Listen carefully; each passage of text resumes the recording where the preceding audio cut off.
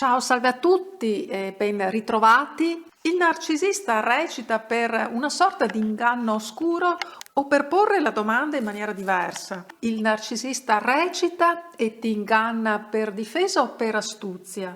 Si parla molte volte di recita del narcisista. Si tratta veramente di recita? Oppure, tutto sommato, in fondo il narcisista nella prima fase della relazione, della sua conquista nei tuoi confronti, del love bombing, è coinvolto e c'è, se non amore, invaghimento, infatuazione da parte sua. E se è così, si può parlare di recita in senso stretto? E lo chiedo anche a te, come la pensi a questo proposito, anche in base ai tuoi vissuti personali, se ci sono stati, con un narcisista, se lo reputi tale. Oppure in fondo il narcisista è se stesso e però da un certo momento in poi comincia la sua recita? E poi ancora, ma il narcisista ha veramente bisogno di recitare o non è l'impressione che ne possiamo avere noi, visto che l'amore che sembra donare a uno suo partner non è in realtà tale e magari anche la vittima a sua volta riflette nel narcisista i suoi stessi bisogni affettivi? La risposta che io ti do è questa. Il narcisista si invaghisce, generalmente si invaghisce, perché di questo si tratta, di infatuazione, del resto ha bisogno di emozioni e ne ha bisogno nella misura in cui le emozioni fungono da surrogato dei sentimenti per lui.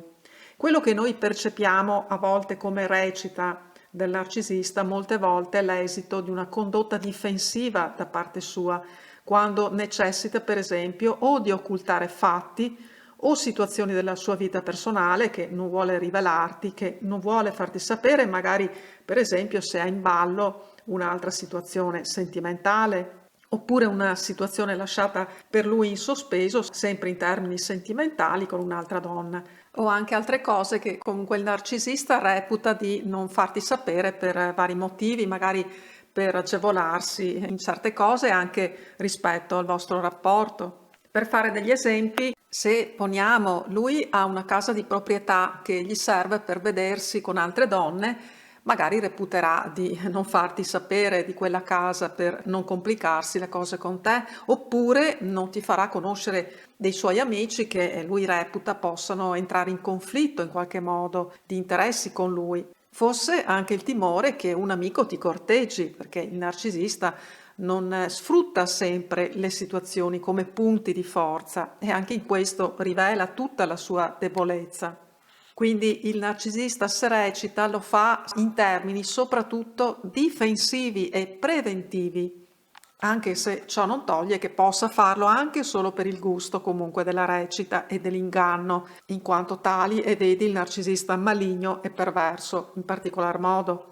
A volte un narcisista si diverte ad ingannare e anche a proferire molte bugie, salvo poi inguaiarsi per questo in situazioni paradossali e imbarazzanti per lui, per quanto specie un narcisista maligno non si lasci comunque tanto toccare da questioni di imbarazzo. Tante volte un narcisista, soprattutto un narcisista maligno e overt, non sempre è in grado di cogliere le situazioni grottesche in cui può cadere quando porta un po' troppo alle estreme conseguenze le proprie bugie, i propri inganni.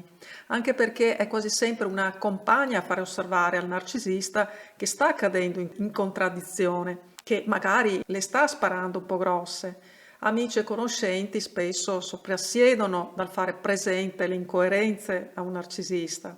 Di conseguenza la partner sarà tacciata dal narcisista come rompiscatole, ingrata, pazza e così via. Generalmente il narcisista ricerca le emozioni in ambito sentimentale, quindi molte volte si coinvolge o tende a coinvolgersi, ma se deve ripescare una ex anche solo per colmare un momento di solitudine e sia necessario far credere a una ex che lui ritorna con buone intenzioni, la recita in questi casi ci sta. In quel caso, anche se il narcisista non vorrà ammetterlo, magari nemmeno a se stesso, di recitare, che a volte è proprio quello che succede, si può parlare in questi casi, se il coinvolgimento da parte sua non c'è, ma più che altro c'è l'esigenza di colmare uno spazio vacante, insomma in questo caso si può benissimo parlare di recita da parte del narcisista. In certi casi però il narcisista può tornare pensando di riaccendere alcune emozioni o pensando persino di averne di emozioni, se non proprio emozioni, insomma un qualche interesse per una determinata ex. Ma qui ti rimando ai tantissimi video di Tu ed Io, Narcisismo e Amore sui ritorni del narcisista, dove vado a discettare più in profondità la questione dei ritorni e di cosa spinge il narcisista a ritornare da una ex. Si tratta del tuo caso, quello in cui il narcisista, se lo reputi tale, è tornato solo per sopperire per lo più a un vuoto affettivo, emozionale, oppure lui sembrava preso da te almeno inizialmente, ma poi non più, e anche per questo ti senti ingannata perché lui ti ha illuso o ti ha illusa. E magari nonostante tu abbia avuto qualche segnale, comunque hai voluto crederci in quello che speravi poter essere un amore. Sempre felicissima di leggerti, di averti tra noi, di sapere naturalmente come stai e anche di rispondere alle tue domande. Ti abbraccio forte, ci sentiamo presto. Ciao, ciao, ciao.